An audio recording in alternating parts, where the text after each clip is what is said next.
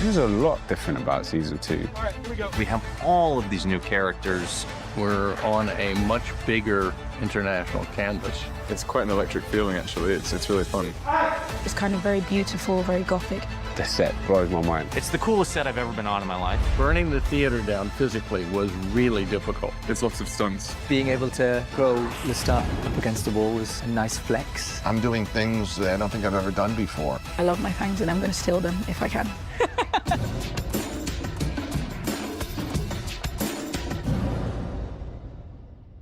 I think it might have been Delaney's first day ever. And we're like in this pit. It's the first time you see Louis and Claudia. I was just like, this is wild. Like, this is actually mad. We had lots of days like that when we were shooting. All this stuff contributes to like where Louis and Claudia are at in the story.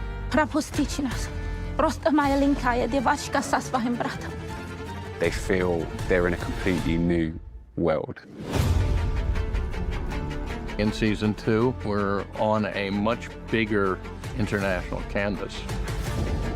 Their world has sort of gone haywire because of what they've done to Lestat. They've left New Orleans, just as the world itself is going crazy with this horrible war. There's some real exciting metaphor there when it comes to war between Claudia and Louis and also the war that they're fighting with themselves. Episode 1 is atypical to this season. We were originally going to do the entire first book in one season. Episode 1 of our season 2 was episode 5 of the original plan for season 1. We're much happier getting to do 15 episodes on this first book, but there was always a thought that we would have this episode of upheaval, where they're right in the middle of World War II and its aftermath. This war, it's in the blood. We're taking it in. Thinking that's why we can't get warm.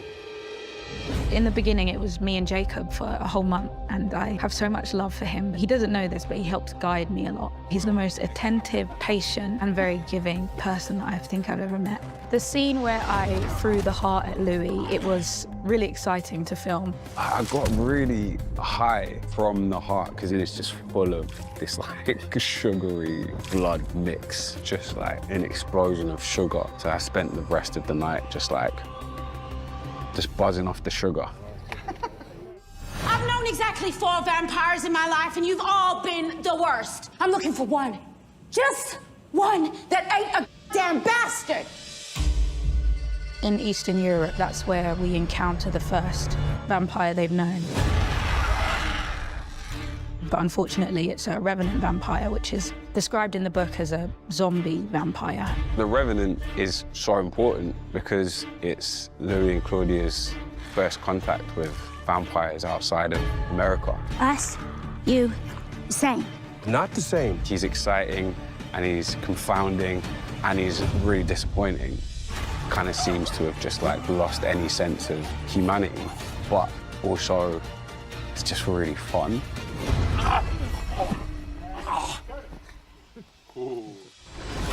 The sequence that we're doing today is the Revenant attacking Louis. We got a wire system that's lifting Jacob up in the air as if he's being strangled by the neck. And then Claudia does a big wire-assisted leap. Louis! Ah! She was like, yeah, let's go. She just like did it. She just jumps over like a lake. Delaney's really good. It makes all our lives easier when our actors are almost as proficient as our stunt people. The more I could do, the more I wanted to do. And Scott's been amazing at making you feel safe whilst doing it. It's been a lot of fun. I actually really enjoy stunts. Ready, and 3, 2, 1, go! The wire work is always difficult, and it always starts with a script. We take that and we go to our gym space here in Prague, and we work out some of these gags with our wire systems until we find something that we think is going to work. Got it. Beautiful. Print that. When you get down to tricking things like pulling people's eyeballs out, you just can't do it. So we got to figure out how do we cheat it. We always have a nice pair of set of eyeballs. Eyeballs are kind of in the palm of my hand, and I'm gouging, and pop them out. We had to put a whole nother appliance on his monster face that had gouged out eyes. And then we actually glued these onto the appliance. Are you gonna glue onto my eyelids? No, I'm gluing everywhere around it. Okay, great. Underneath the appliance, I had bladders, and it just shot blood out. Tammy is the expert in all things blood. Sometimes we say more, sometimes we say less, but ultimately it's a gut feeling about what's right for the scene. Luckily, it didn't hit the camera. Disgusting. You've got Bill. I've got so cute, got Bill. When Claudia meets Daciana, she is extremely happy because essentially all she's known is Louis in the start. And she hasn't really known any other female vampires. Daciana throwing herself into the fire, it's a brutal moment for Claudia. To finally maybe have this opportunity and then see it go that way is really, really devastating. And Louis senses this, and that's why he has to give her that speech in the truck. We're gonna find others like us. And if it ain't here, we'll go to the next place. There's a third person on that truck. And I think it's really a wonderful scene when we realize that flee as they might, Louis is never going to shed Lestat from his life. Me and you. You and me. In theory, just the two of them arrive at Paris. Paris is full of bad things for him. He warned them not to go there in the first place. Yeah, it's complicated.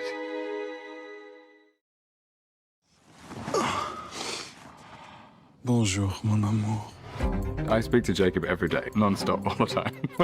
There's a place that me and Sam used to eat in Prague. We talk about the show. So I was always looking forward to Ghost Lestat, Dream Stat.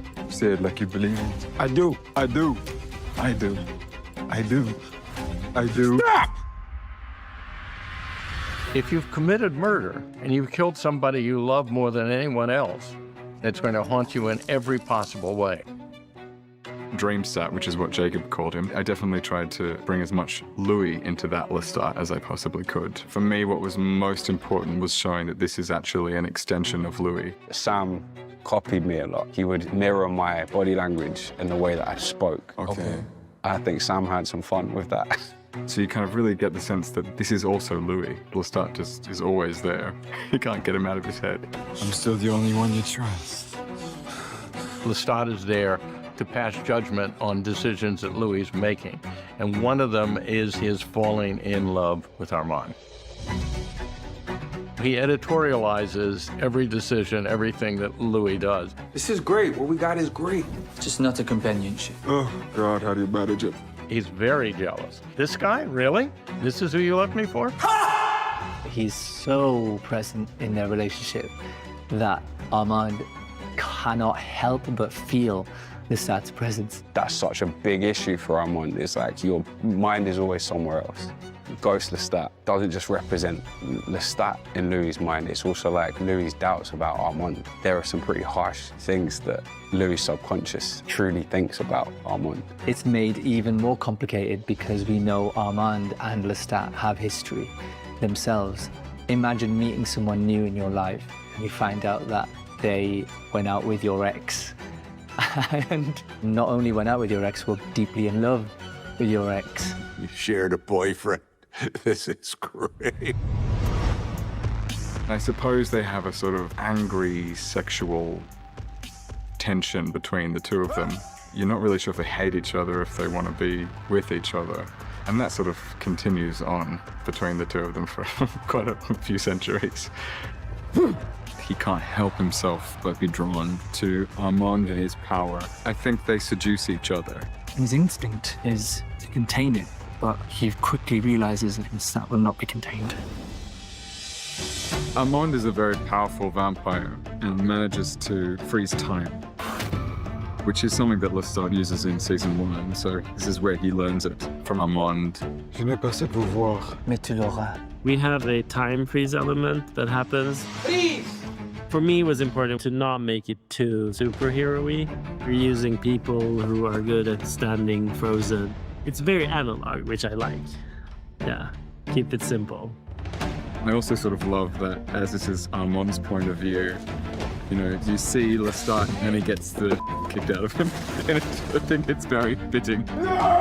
We start out in our rehearsal space with all kinds of crash maps, wires and systems, and we measure out what we want to see here on the location. We have a stunt where Armand throws Lestat into a wall. We figured out a way that we can motivate Lestat into a wall without hurting anybody. It's about 25 feet. So I'll be running. And then the stunt double will run in, and then they'll get flown out. Then I'll jump back in. They're very high-powered, sort of fun things to do. Being able to throw Lestat up against the wall was a nice flex. And then I come back, and then I get dragged on a rig, which was really fun to do. Whether this is real or not is a question. What is Armand's version of Lestat? I think Armand might worship Lestat a little bit, hate Lestat a little bit, love Lestat a little bit. It's very exciting that we get this new perspective, and I think it's important because, look, there's a lot of stuff that's going on with Armand, and I think we need to know where he's coming from a little bit more. He's like a twisted, angelic, psychotic demon who's survived so long. Armand is terribly insecure because he was jilted by Lestat. You and him? A century or so ago. Armand needs control. And I think part of that control is structure. Structure. Lestat is not a creature of structure. So once he's found himself in a situation that kind of is working, it's not working anymore. I think Armand felt like Lestat got a bit bored with him. Lestat, Lestat, Lestat. Love of my life, or is it more rebound of my life? Louis' relationship with Armand is a response to his relationship with Lestat. It's a rebound that lasts for 70 to 80 years, but like, that's what it is. He almost takes on the Lestat role in his relationship with Armand. Everyone's asking, what's next? What's next? Not, where were you, or be careful. I had enough of that back home. It's a very toxic relationship in a different way to Lestat, but that doesn't really become apparent until later on. One of the most profoundly important relationships in the entire season is Louis and Claudia. There's some interesting things that we've done in reshooting Louis' memories of that exchange in New Orleans to turn Claudia and Lestat's memory of the same. Please, I'll be anything. Please. You will regret this for the rest of your life. Louis feels deeply responsible for her. Feels responsible for the good things that happen and the bad things that happen to her. Louis and Claudia, the Théâtre des Vampires. I think initially Armand kind of embraces her and like brings her into the coven, which is like a huge win for Louis because he can go and live his life in Paris and not have to worry about Claudia. They're gonna let me join the coven end of this week. I wouldn't miss it for the world. That's the beginning of Louis and Armand's growth in their relationship. She's very much in the way of Louis exploring life with Armand because he's always looking out for Claudia. So I think Armand very, very quickly realizes Claudia's on Louis' mind all the time, whereas I would like Louis' mind to be on me. Welcome to our lair. Did I give you consent to look me in the eye, Puce? It's probably quite triggering for Louis the way that Armand treats Claudia because of how Lestat treated Claudia. Seeing Armand dismiss Claudia is quite difficult for him. Love makes you stupid. Well, good for you. You and him. Him and you. You and him. Picked another one over me. Claudia's reaction to Louis choosing Armand is not shocking, but I think she finds it disappointing and heartbreaking because she's a second choice again. That sets the tone for the rest of the season, sadly. Yeah. Says Paris is on her way back. Give her a little time is all. Where you want to hunt? Visiting the Charles Bridge helped me get into character. I felt like Claudia more and more as I walked it. Me and Sam, we went to dinner on the other side of the bridge and we were walking back and it was quite late and it was kind of beautiful because I was like, oh, I'm here with Vampire Lestat and we're in like this Gothic city. In Prague, there's beautiful castles and there's Petrum Park, which is kind of spooky but very beautiful. You really feel like vampires are living amongst us in Prague. So yeah, I think it's perfect for season 2 of the show. Unlike Paris, which is sort of enormous and I think can be overwhelming. Prague is smaller and slightly more manageable from purely a technical point of view of shooting here. Who are you, Louis? I'm the reticent vampire of the 9th arrondissement. So we're at our French backlot here in Prague, which we use for a number of different sets and scenes for the entire season. The first time we see it was when Louis and Claudia were outside the cafe here. The sets were beautiful. They built a cafe with a band and beautiful lights. Behind us, the Mishka bar is named after one of my dogs, Mishka, who's back in New Orleans. The other bar, the Petunia bar, was where we saw Lestat playing the piano when Louis and Armand were there, and Petunia is one of my other dogs. We designed this street based off an actual street, Rue de Cardinal in Paris. It's in the Saint-Germain neighborhood, and Madeline's dress shop is halfway down the block. Roxanne, who played Madeline, she came to me after she saw the set and she said, I really understand her. It was really helpful for me personally to walk into this whole world. Sir de Pontelac, our finest scenes. So this season, the Theatre of the Vampires probably has the most vampiric moments. Yeah, I'd say that's pretty vampy. What sold Prague as a shooting location was this huge factory we walked into looking for the vampire theater. And we said, okay, we're home. The thing that amazed me the most about the theatre set is the detail.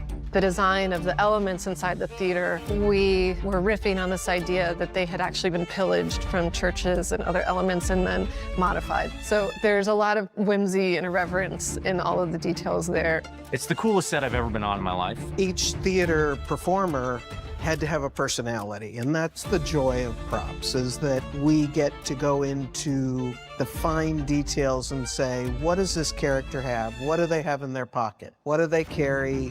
What do they care about? The vendor was going by with his selling boards that had cigarettes, popcorn, and condoms. That's not something you ever saw, but that's just part of what the whole experience of the Vampire Theater was meant to be. How they deal with disposing bodies is kind of a pretty extraordinary piece of invention that's come from the mind of Roland Jones and Hannah Moscovich. They drag the bodies from the green room down a flight of stairs to the wet room, where Claudia puts them into the rat boxes. You put your freshie in the body box. I was in the rat box and it was horrible. It's dark, it's damp, and claustrophobic. They're actually lined with foam so that we could dump people and bodies in there and not hurt anyone. They found the heart. Rats love hearts.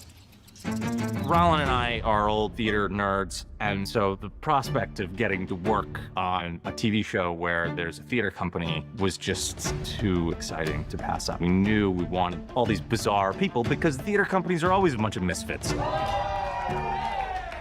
Claudia's been searching for a family her whole life. So when all these vampires are accepting her into the coven, she's found what she's been looking for, a group of people that put her first. So these are Paris Santiago's fangs.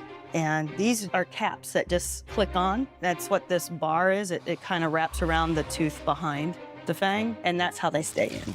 Claudia tastes each coven member's blood as an induction. I had loads of arms being put in my face and I was just eating them. I love my fangs and I'm going to steal them if I can. I'm a fierce vampire trapped in the body of a little girl. I'm reminded of it every night of my existence. To finally be in the coven and have an opportunity to go on stage, but to have to play a baby. I play the little girl. Being put in a dress that blue, that big and that fluffy, and to act like a child is her worst nightmare. She's reminded of what she is, how she'll forever be perceived. I loved doing Baby Lou's performances. I think they were so much fun, even though Claudia hated them.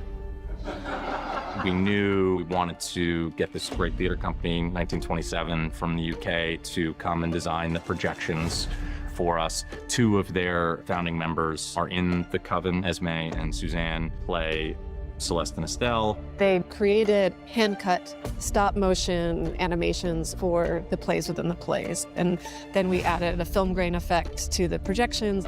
It's such a beautiful texture, and it's so amazing that we got to capture that. The question of music remains important to the show in season 2. Music was very central to Anne's writing. And then we have Daniel Hart, our composer. Fans will appreciate some of the way Daniel has teased out some musical themes that populate the show.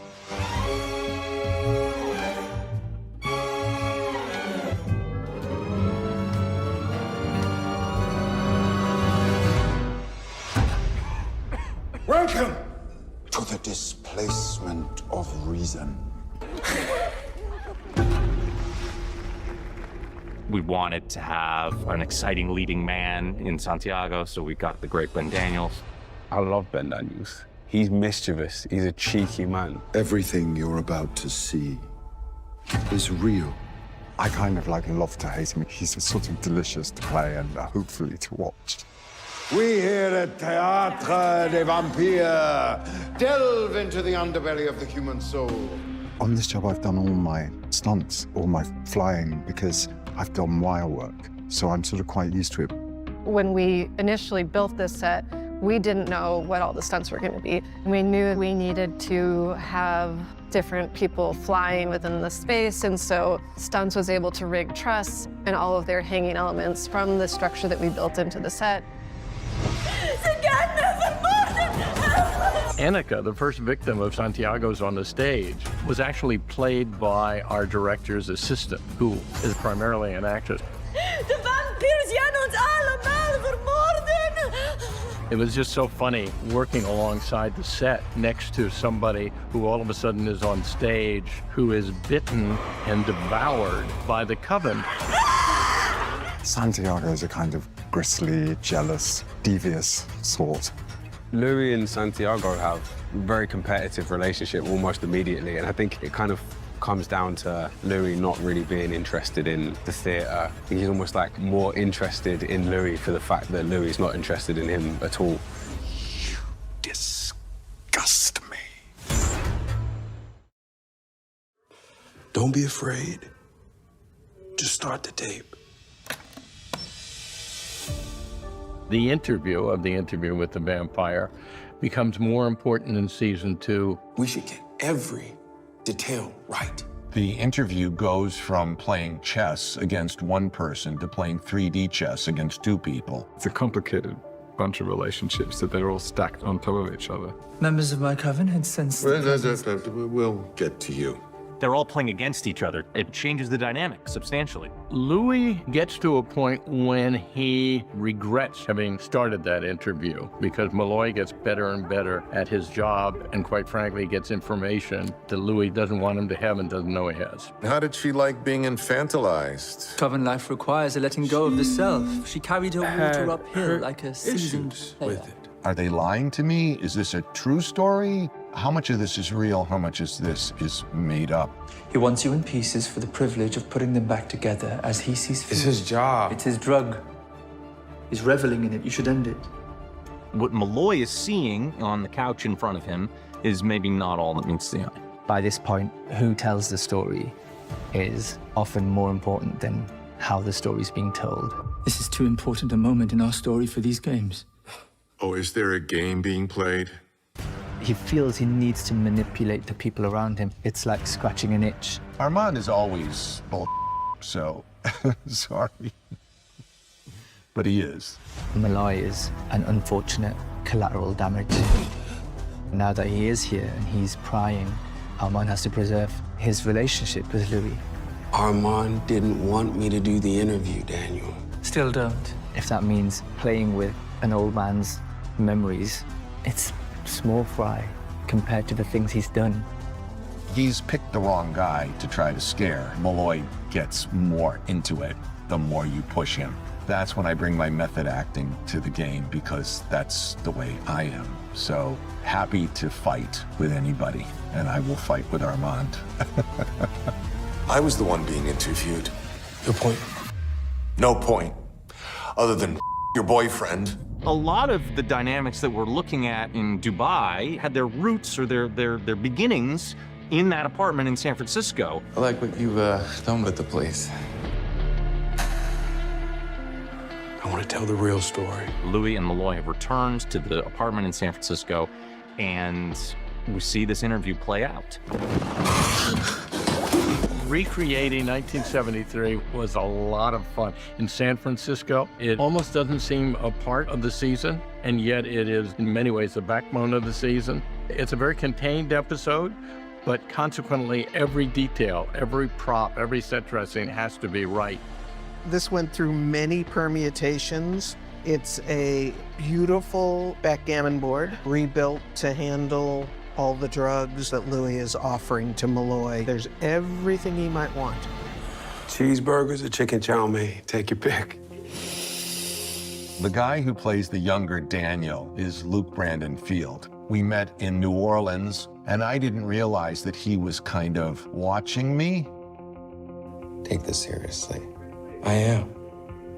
It would freak me out sometimes. I was like, that's Eric. That's Eric.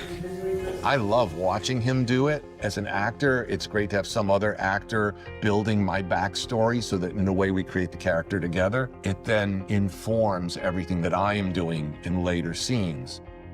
When we got to do the attack on young Malloy in 1973 in San Francisco, we were able to put on a nice meaty appliance with a bladder underneath, and I was there behind with a hose with a couple syringes full of blood. I got a little overzealous on the first try and hit the wall opposite of where he was. I think visual effects had to paint out the blood on that wall.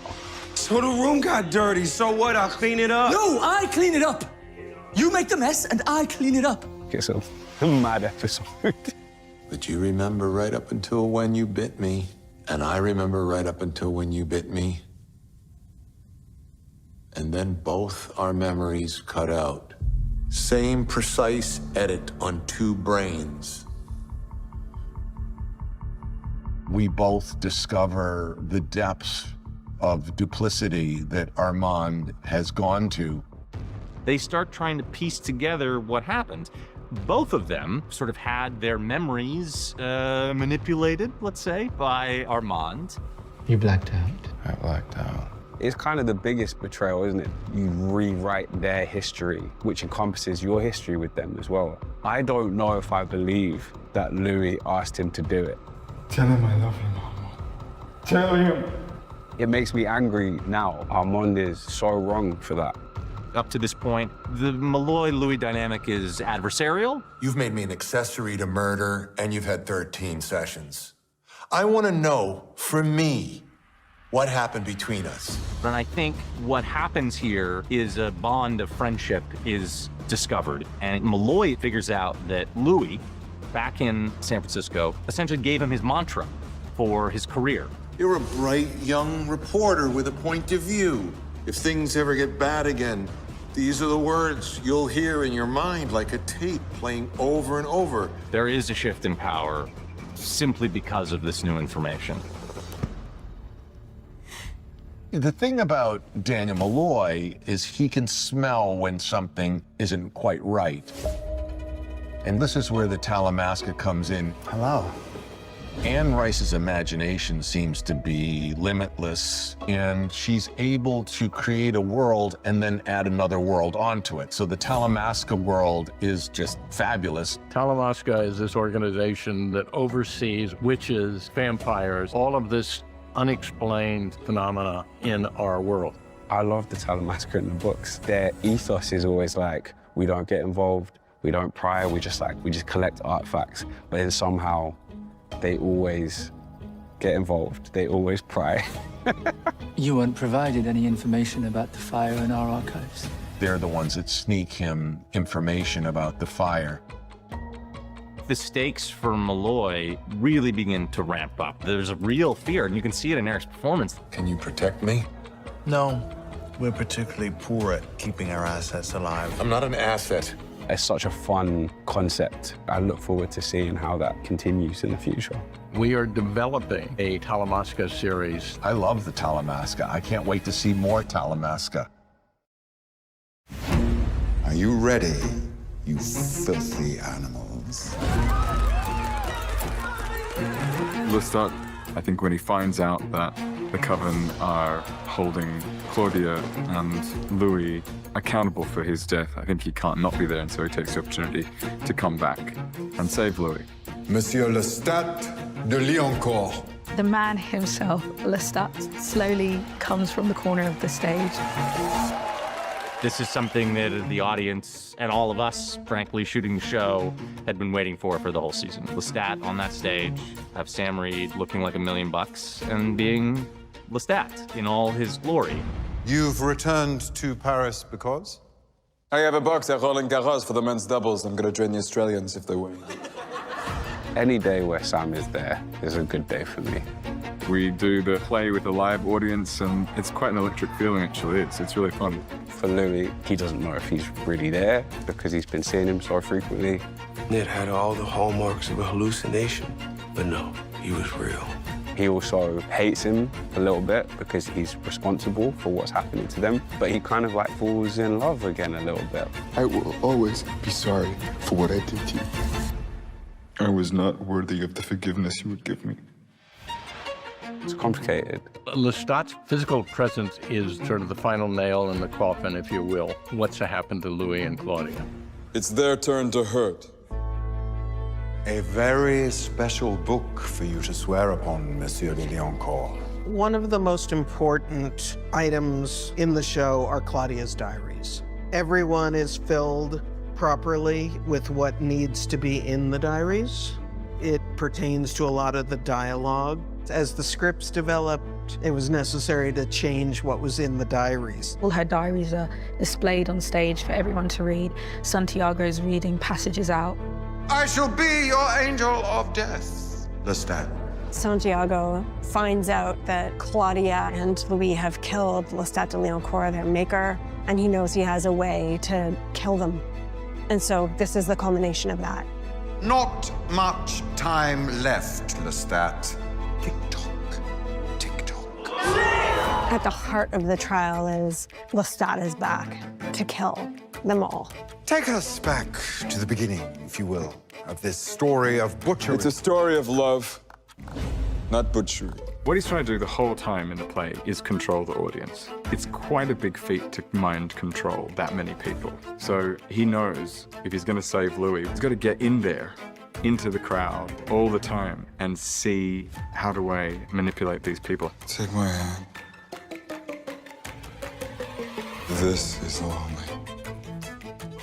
For the vampire, Louis de Pointe-du-Lac. Guilty or not guilty? And he does change their mind about Louis' sentencing. Banishment. Banishment. Banishment. Banishment! You were supposed to die with Claudia. The revelation that Armand was actually the director of it is another cherry on top of his sort of manipulation and his sort of ruthlessness. 77 years based on a seismic lie.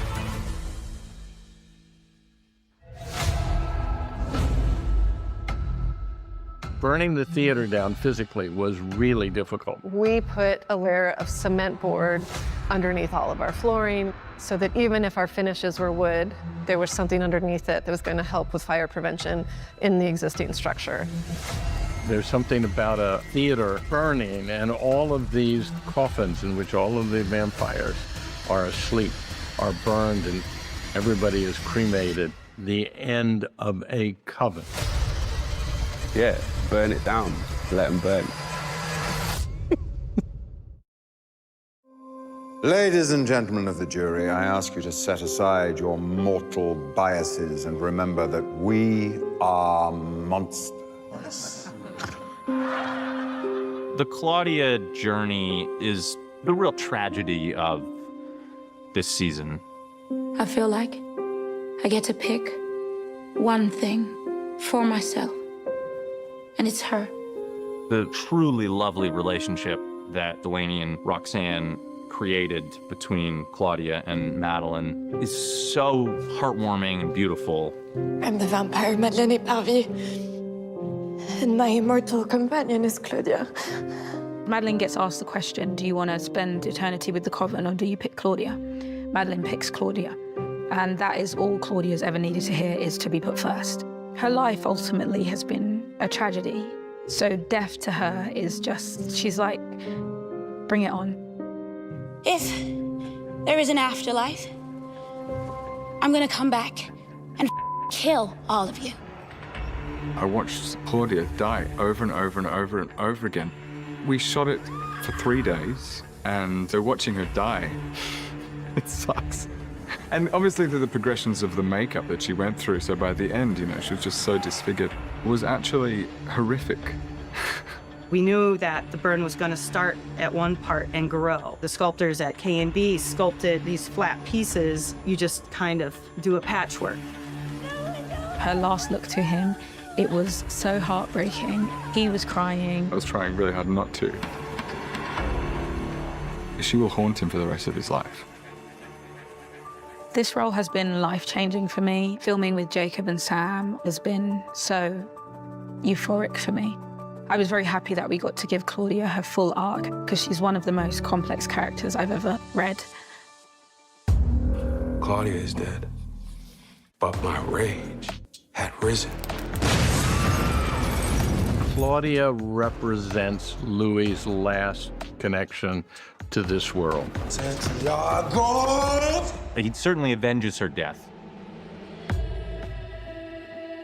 Claudia's death removes temporarily, I think, Louis' sense of humanity. He starts to come to terms with who she was and like channels some of that ruthlessness and brutality and uses that to avenge her. Okay, so what was the plan? I was going to die, and I was going to take as many of them with me as I could. I am about to film my death. Louis and I have been chasing each other, and I pop out of a manhole cover and he decapitates me. It's a great scene to film. It's a combination of stuntmen, me, and a fake head. Luckily, we had a head cast from a previous show we actually did with Ben Daniels. I was really glad I didn't have to do it again. It's so awful if you're claustrophobic. You're encased in gel and plaster with just tiny holes through your nostrils for 15 minutes. Some sculptors sculpted the eyes open and gave him kind of a slack jaw. He's made of rubber, so he's pretty solid. It's really hard to destroy, just like Ben Daniels. I just sent him a text about 20 minutes ago of me carrying his head and just giving it a little kiss on the nose. Say that about Claudia to my face. The way I see it is that Louis puts his foot on Santiago's head because it's like one final you to Santiago, excuse my language. He's come home. This was Magnus's lair. We shot Magnus's lair at the sewer museum. Yeah, we shot it in a real sewer. And it was stinky. Louis doesn't know at the time how much Lestat did to save Louis's life. Lestat is quite surprised when he turns up with Armand and Louis is blaming him for Claudia's death. Does it take a lot out of you? Destroying everything in your wake? He goes there and does the thing that he thinks will most destroy Lestat, which is leave him for someone else. This is how Louis is going to love Armand. It's out of spite to Lestat. But you feel bad for Armand as well. I think it's very powerful punishment to Lestat. There's a very interesting dynamic between Lestat and Armand. Lestat has the piece of information that could make his whole world crumble. Louis didn't realize that Lestat saved him. Enjoy him. Let's see how long it holds. It's also a testament to Louis and Lestat's love, because Lestat probably knows. He'll work it out. He'll come back to me. It takes him a really long time, but he does. We're shooting a Creole cottage exterior in New Orleans, and this is the interior of the set. It looks very down and dirty and dilapidated, but we have to simulate a hurricane outside of the set. So we've been working with special effects. There's actually plumbing all throughout the house so that the roof leaks, the shutters rattle, glass is gonna break, all sorts of things are happening and trembling. So this is actually a very technical set, even though it looks like a dump. Hello, Louis. Passing through. The reconciliation of Lestat and Louis, it went through quite a few different iterations. Shall we list all the ways we have wronged each other and why it will never be right between monstrous? I came to thank you. And I love that we landed on this idea of like a thank you. I can't get her out of my mind. It's not all you. Do you hear me? In that embrace, I see them forgiving each other, and I think that's quite beautiful. So much time was wasted. Luckily, they've got forever, potentially. And then the silent bit, there's something very beautiful about just giving these two characters the knowledge of what their love and what their relationship and who they are to each other is just for themselves. Action! The day before I got the offer to play this role, I was thinking to myself, what was left that I wanted to do with my life? And there was one character that I had not played yet, which was a vampire. Armand has never made a vampire. He hasn't forsaken a human being into the life of a vampire. It's pure rage kill. The thing to me with Anne Rice's vampires is that you're like stuck with yourself, right? That he's still Daniel Malloy. He's just a sharper version of Daniel Malloy. He can become more vital.